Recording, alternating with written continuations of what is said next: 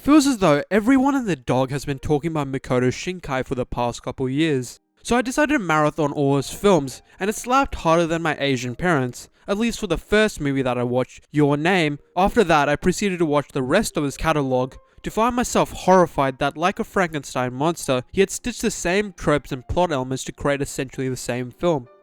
Now, I don't want to be like the rest of the tea-drinking posh YouTubers who have commented on this before. I want to talk more importantly on the question this has brought up. Why do some tropes and stories feel wrong and repetitive? Maybe a case study to look at is isekai anime, a genre that's often used to ridicule anime lovers worldwide. This is for a good reason, as it often has subpar cookie-cutter, self-insert power fantasy plots and tends to hyperly sexualize women. An anime that truly feels different despite this is Mushoku Tensei. It's about a 30-ish-year-old NEET who gets reincarnated to another world as Rudius Greyrat, where he learns magic and becomes overpowered. This seems like the typical isekai, and that is the case, mostly. If it weren't for the character writing, Rudius is an absolute brat.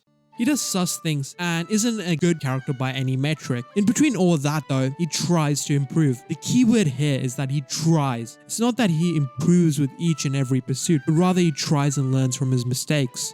This brings up a massive fact. With any type of storytelling, the plot has to be done with intention, rather than just copying what is popular. Of course, popularity plays a part in the financial success of a series, but if it fails to capture an audience due to its own merits, it's not going to be meaningful at all. Furthermore, looking at popular tropes like the ever-popular tsundere and the deres, in Mushoku Tensei, Eris is also a brat. She punches her tutor, harasses everyone, gets kidnapped by the people she harasses, and makes a pretty cute anime girl. The idea of deres has been splattered everywhere, and I find it absolutely disgusting. It's a cheap idea that mangakas use to implant in their fantasy anime. In character writing, it's absolutely the bottom of the barrel. The trope should not define the character, but rather take elements from these character tropes and build new characters on it. For Eris's case, she absolutely grows and becomes a somewhat respectable character, and is not a hollow husk like most other tsunderes. With all that said, it's important to note that there's a difference between media created for mass appeal compared to one for a passionate audience. This is because it's often jarring to spectacularly subvert each and every trope/character archetype, as when we watch a new series or genre,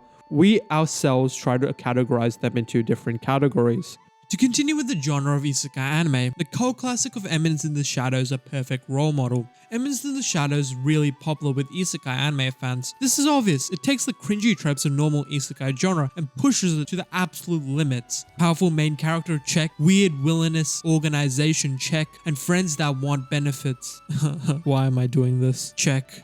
For a viewer, if this is the first isekai anime, it's obviously funny, but for a seasoned isekai veteran, it's absolutely hilarious. Let me explain why you need to watch many isekai to understand this. It's like watching Evangelion without reading the Bible, or for my sane audience, like watching Orimo but only watching the marriage scene. now to answer the question that I asked before, how do you make tropes/familiar narratives feel not wrong and repetitive? Just make the main character a brat.